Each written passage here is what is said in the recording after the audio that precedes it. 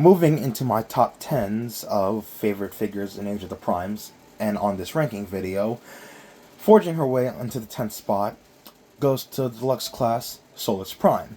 Now, being one of the first of the Primes to be released in Age of the Primes, as she was among the first few to be released in the first wave, the other two are which will be a lot higher on this list.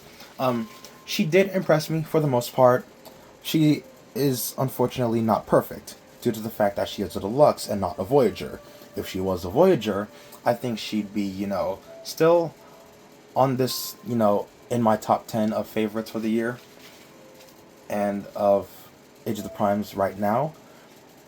She comes with her Forge Hammer, her transformation into her Cybertronian vehicle mode, as unlike a lot of female Transformer figures, she cleans up quite well, with the only kibble being this part of the vehicle mode and the wheels behind the legs. As, due to her design with, the shoulders, the forge hammer, and her skirt, allowed the designers to, get her as accurate to her original depiction in Power of the Primes and the Covenant of Primus, as Power of the Primes is where she was prominently seen in terms of cartoon media, and, the original Covenant of Primus as part of the Alliance continuity, which is where the 13 as a concept were brought to the forefront. And, Hasbro wanted to expand on that story. But with that said, she is a really good figure, especially for a fembot, and in continuity, she is supposed to be the first female Transformer, as she is one of the original 13. Articulation is on point, transformation is surprisingly complex for, what is essentially a fembot figure, and not a lot of fembot figures, especially at a deluxe class price point, have a complex transformation. She is very detailed, however, and I will say that. But unfortunately, I don't think she's going to be on a lot of people's top 10 of, 2025. She ended up on, the top 10 for this ranking video in terms of the other figures, because one, she's a new mold. Two, she's a fembot, and was the first. And being one of the primes, she was, quite literally a banger of a figure. But with that said, there were other figures that beat her out by a mile. Deceiving his way onto spot number 9 goes to the Age of the Primes Deluxe class Cybertron Sideways, who, like Excellion, as mentioned earlier on the list, was a Walmart exclusive. Unlike Excellion, however, Sideways is a brand new mold. And being that it's his Cybertron appearance, as Hasbro is eventually going to do his Armada appearance later in Age of the Primes, coming this year in 2026, which I'm looking forward to, as that Sideways will be a Voyager with his minicons. This Sideways hits all the marks of the original toy and character model in the show, which includes his Cyberplanet key, his faction switching gimmick, which is manual this time, but it being manual means you can have him as either or as I like to do, midway to show that he's neither or, because for those of you who aren't aware, Sideways is an agent of Unicron. He's one of Unicron's heralds. Now, despite the fact that his cyber key has the Decepticon insignia, and while he is sided with the Decepticons throughout most of the series, he is obviously not a Decepticon. Now, obviously, comes with his 2 wings that form swords in his robot mode, and with this essentially being a much more articulated update of his original Cybertron appearance, it means the designers at Hasbro and Takara were able to get him on point with, his black and orange color scheme, and, put all the details where they were on his original toy and character model in the Cybertron cartoon. So as he stands, he is essentially an articulated update of the original toy for those of you who never owned it. Unfortunately, as I said before, he is a Walmart exclusive, and unfortunately my Walmart didn't get him. I got him when I went to TFCon Chicago back in October of 2025 last year. So, yeah. If you can find him, if your Walmart isn't, shitty, then I'd say get him. Because if you want, a rival to your primes and an agent of Unicron, this is your sideways. Interrogating his way into spot number 8 goes to the Age of the Primes Deluxe Class Combaticon Vortex. Now, being the first of our updated G1 Combaticons, Vortex thoroughly impressed me. Now, obviously, the result is that, he outbeat the aerial bots by themselves. And Vortex was a good sign to come because Hasbro eventually revealed this year that we are going to get Bruticus. Now, I did get Brawl. I have not gotten Blast Off yet. Swindle and Onslaught are not slated to be released until summer of 2026, which is later this year. But as Vortex stands, he was quite an impressive entry. Comes with both his accurate arm-mounted cannons, including his main handheld blaster. And one thing I really liked, and why I felt like putting him a lot higher on this list, was the fact that the helicopter blades, which are stored onto his back for, accuracy, can be plugged onto these ports on the forearms, allowing for a very Transformers 2007 movie Blackout or Revenge of the Fallen Grindor-esque, melee weapon where the blades, are their own melee weapon. So, yeah, Vortex was definitely in a tough spot with some tough competition with the Primes and some other figures that I really, really, really enjoyed in 2025. So as he stands, if you're getting the Combaticons, then you kind of need Bruticus's left arm. And even if you haven't gotten the other Combaticons yet, he is still a really well done deluxe class figure. And if Vortex is your favorite of the Combaticons, then yeah, Hasbro gave us essentially the best G1 Vortex. And it's way better than that piece of shit Combiner Wars figure. Sharing his wisdom at spot number 7 goes to the Age of the Primes Voyager class G1 Alpha Trion. Now, it was a really tough call between putting Alpha Trion here or number 6, but number 6 ended up going to a spot of essentially 2 figures sharing the same mold that I was really anticipating back in 2025. Unfortunately, the original use of that mold ended up being a shelf warmer, and I will touch on that in a bit, and you may or may not guess which figure I'm talking about. But as it stands, Alpha Trion, based on his younger appearance in War Dawn as opposed to his older appearance seen in The Search for Alpha Trion and other G1 episodes of the cartoon, Alpha Trion is a really well done figure, and, thoroughly surprised me and impressed me a lot more than his Transformers 1 counterpart, who I will touch on when I rank all figures of 2026 in 2027, because I unfortunately do these ranking videos very late in January of, the start of the new year. But with that said, Alpha Trion comes with the Quill and the Covenant of Primus, both of which are highly detailed, and the Covenant, despite only having 4 pages, has a lot of details put into it, and both of which integrate seamlessly into the vehicle mode, which I should touch on. The vehicle mode and the transformation into the vehicle mode, which I also should have mentioned for Vortex, as with Vortex, he impressed me. Articulation was on point, sculpt, detail, that was on point. Transformation into the helicopter mode for Vortex was on point. With Alpha Trion, it's no different here, as his transformation to a Cybertronian jet mode is on point. I do like how this back piece that's hidden right here can also become a shield, though that would require Trion to come with, more weapons for that to warrant as a shield, and not just, part of his, cartoon accurate design. Now, if you aren't getting any of the 13 and you just want Alpha Trion, then, you're getting what you got, because seeing as he is a new mold, he is not a retool of Studio Series 86 Scourge like the previous Legacy Alpha Trion was. And again, with that said, he is a really impressive figure that just lost to the other figure that made my number 6 spot. Repairing their way onto a joint spot number 6, and as I said with Alpha Trion, it was a really difficult choice between him and these two. And ultimately, one of them being the one that ended up shelf forming the entirety of 2026, not 2026, 2025, is Age of the Primes, Voyager class, Armada Red Alert, and Flatline. Flatline being based on his IDW G1 incarnation, and Red Alert being the original use of the mold.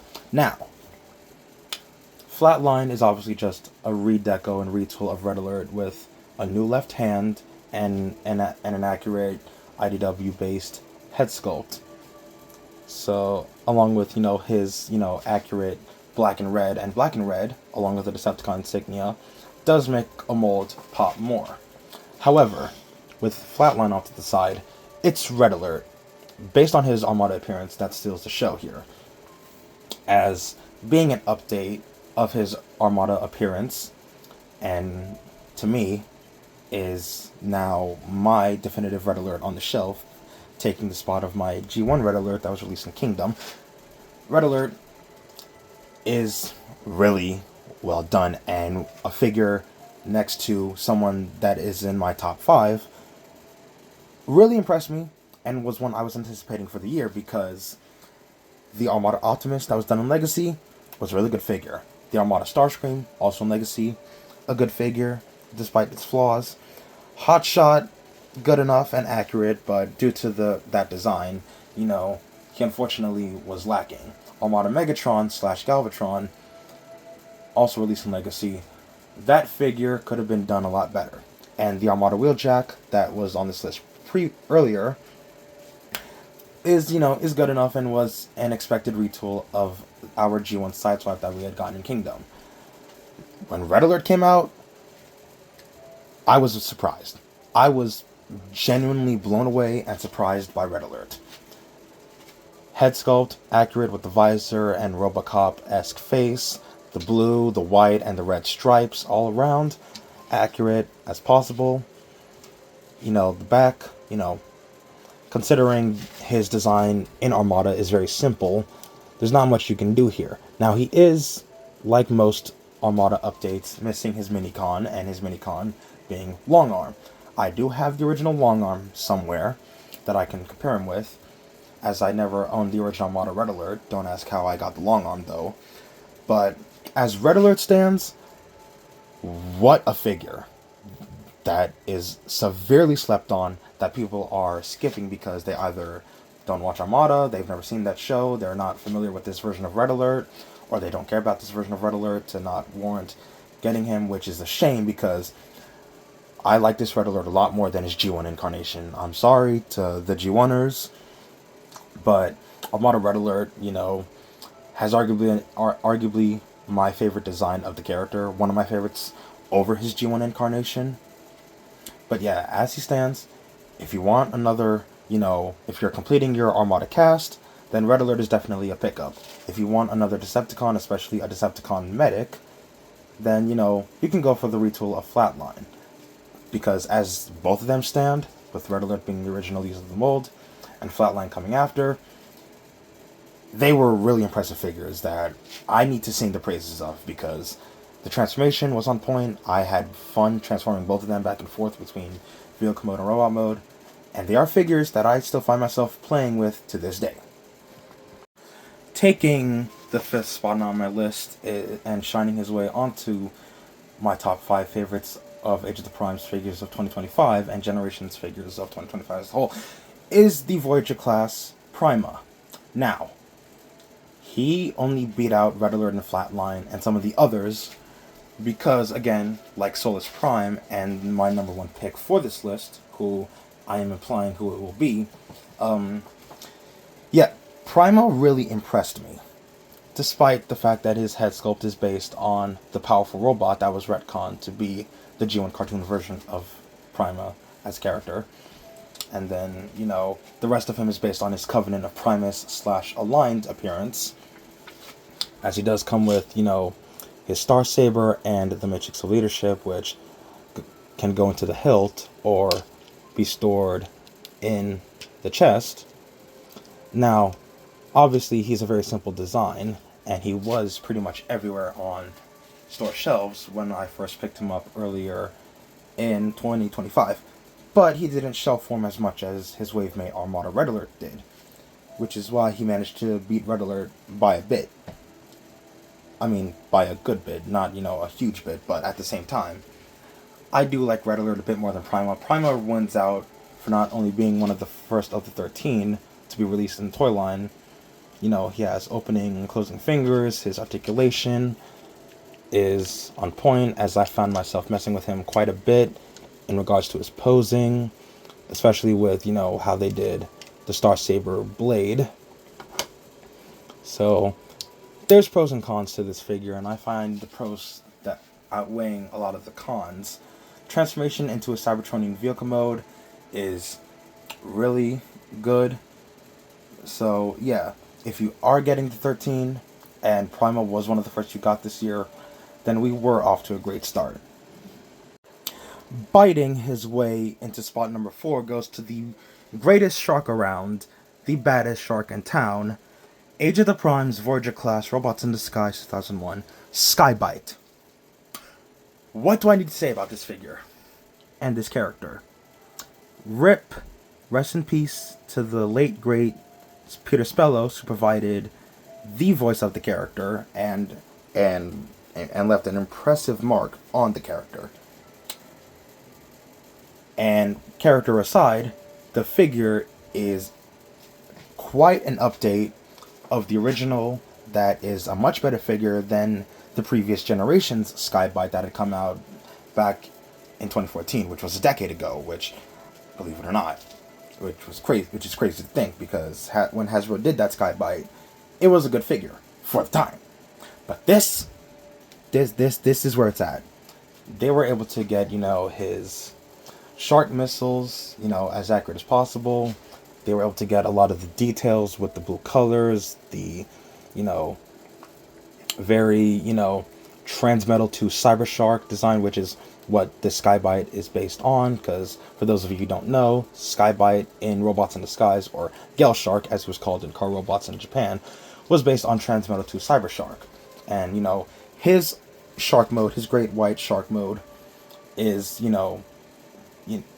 really well done, really well sculpted with, all the cybernetic detailing on, the shoulder pieces that become the sides of the shark mode, the shark fins, which can be used as, handheld weapons. Speaking of which, the shark missiles can integrate into the shark head, which ends up on his behind, which is accurate to his appearance in the cartoon and original toy. Chest detailing is great. Now, there is a Predacon insignia hidden behind his purple orb on his chest.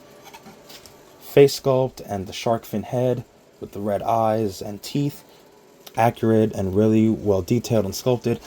I really cannot sing enough of the praises of this figure. All I'm asking for Hasbro now is to do Transmetal to Beast Wars Cyber Shark, because Hasbro seems to not be doing a lot of Beast Wars characters since, the last one they did, and the recent ones they've been doing, which is a shame because, I find myself liking a lot of the Beast formers than, the car or jet formers, or any former with a vehicle mode, regardless if it's a ground vehicle or an aerial vehicle. But with that said, if there's any Robots in Disguise character that you're looking out for, that you want to get, it's Skybite. Coming in at spot number 3 and being one of the most impressive figures Hasbro has done in both Generations and Age of the Primes thus far, goes to the leader class, Onyx Prime. Onyx being essentially the first beast former in lore, and obviously one of the 13, that was not released until later in 2025, was a really impressive figure that really took me by surprise, especially since, we have the option between his Centaur mode, which I put him here, which is accurate to the character's depiction compared to his more bipedal, more humanoid-looking stance. And because he's the first beast former, I figured, to put him in his Centaur mode. Now, his transformation into his you know, beast mode. It's simple, but it does the job. He comes with this staff, which, you know, doubles as his triptych mask, which is what this part of the spear is supposed to be, as this part right here is the triptych mask. The transformation, as I said, you know, simple for leader class figure, but intuitive, but considering what else they put into him, I'd say it was a good choice and idea to make Onyx Prime a leader class figure, because I don't think with the large wingspan and him resembling that of the Predacons in Transformers Prime compared to the other, you know, G1 or Beast Wars Predacons, or any other dragon-based former, yeah. Sculpt work is on point. Opening hands, I have to give Hasbro that when they do open hands on a figure, which is why I really liked Prima and the character that will be taking the #1 spot, who I feel like should be, you know, obvious, because I really like that figure next to Superion. So, yeah, and like I said with the other 13 primes, if you aren't getting them, then that's fine. And if there is one that you want to get or are looking out for, Onyx Prime is definitely one to go with, considering, again, articulation, transformation into the beast mode, and, you know, the optional centaur mode are all really good factors into, you know, making this figure really well done. Combining and flying his way into the #2 spot and the runner-up spot of my favorite Generations, Age of the Primes, and Legacy figures of 2025 goes to Age of the Primes Superion.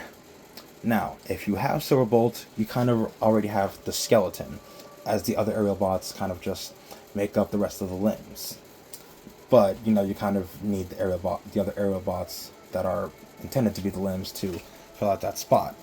Now, obviously, the blast effect is not from Silverbolt or any of the other individuals, but still, I threw that in there just for the sake of the video. Now, obviously, he wasn't #1 because there was one figure that impressed me more than, you know, aerial bots and Superion. Now, he was close to #1, like Studio Series 86 Devastator.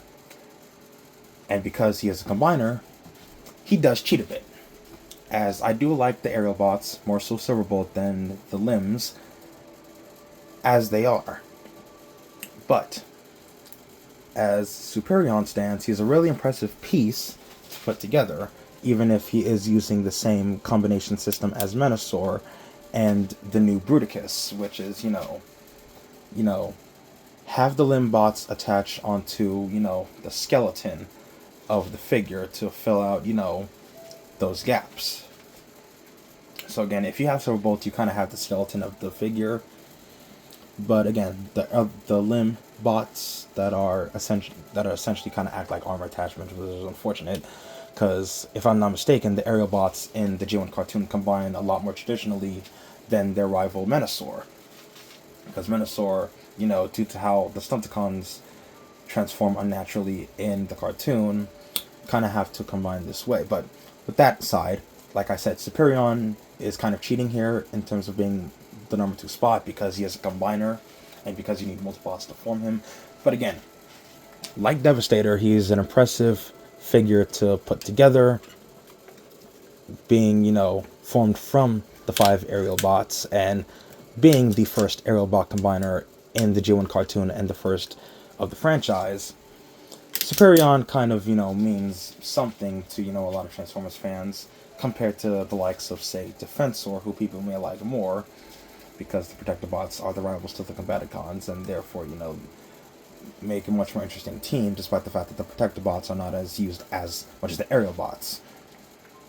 And seeing as our previous Superion was the Combiner Wars version, I wasn't a big fan of the Combiner Wars version, and I never got the Combiner Wars version to begin with, so seeing that we were going to be getting new G1 aerial bots, I was all in for it.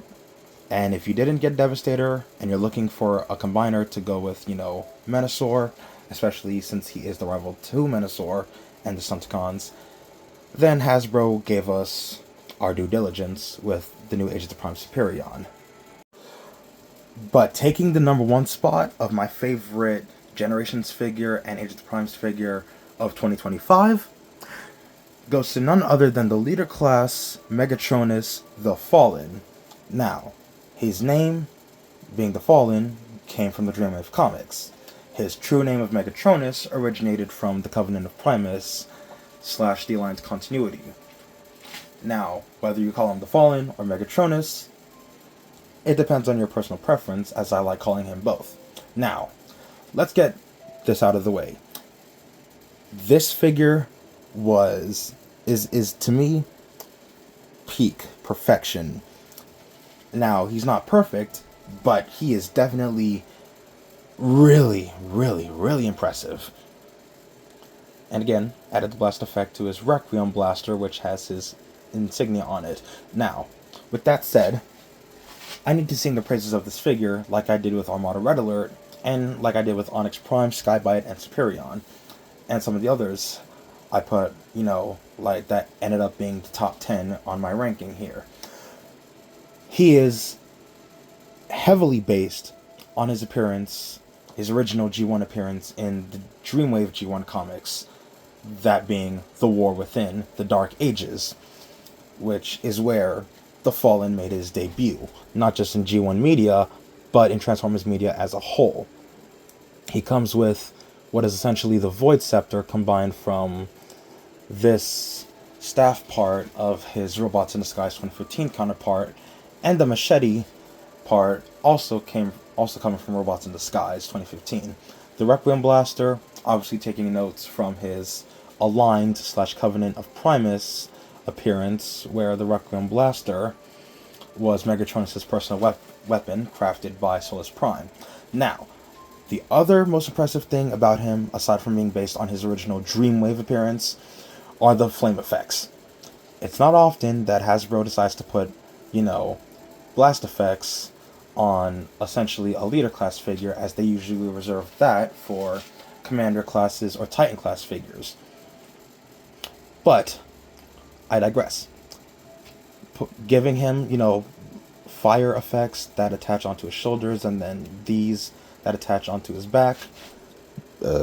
Excuse me. Yeah, this figure, when I saw the images of this figure, I would have thought this was a mini masterpiece. And by technicality, this figure is a mini masterpiece because, again, opening hands, the wrist joint, in addition to the opening hands. Articulation, though on my copy it kind of got loose over time, but still, if your copy still holds up, then yeah, I kind of wish, the joints were, solid and ratcheting instead of, the type of plastic that would, not hold up over time. Now, getting him into any type of pose is really impressive. Like, no matter what pose you put him in, even if you have him just standing there menacingly, yeah, I cannot sing the praises of this figure enough. Especially considering, again, rather than go for his Robots in Disguise 2015 appearance, his appearance in the Covenant of Primus, they went for his original Dreamwave G1 incarnation. And I was all the more happy for it. So if there was one figure, even if you weren't getting all of the 13, if there was one figure and one villain to get in 2025, it was Megatronus, aka The Fallen. And that is a wrap. I want to thank all of you who tuned in for this ranking video, counting both the end of Legacy United and Legacy as a whole, and the beginning to now midway point of Age of the Primes. And I say midway point because, we are now in 2026, and there are going to be figures that you will see for my 2026 ranking when I post that video up in 2027. Apologies if, this late, if this video ended up being, late, real life, among other things, has been kicking my ass, and I've been, distracted and caught up on other things, which includes getting the figures. But yeah, with that said, I want to thank all of you for, tuning into this video. Don't forget to like, comment, share, and subscribe, do all that jazz. And with that said, as I now have a definitive answer for my top 20 video that I want to make, which might end up being a top 30 because I really enjoyed a lot of the figures that had come out in Age of the Primes, more so than Studio Series, as some Studio Series figures will make their way onto that list when I get to it. But with that said, I will see you all next time.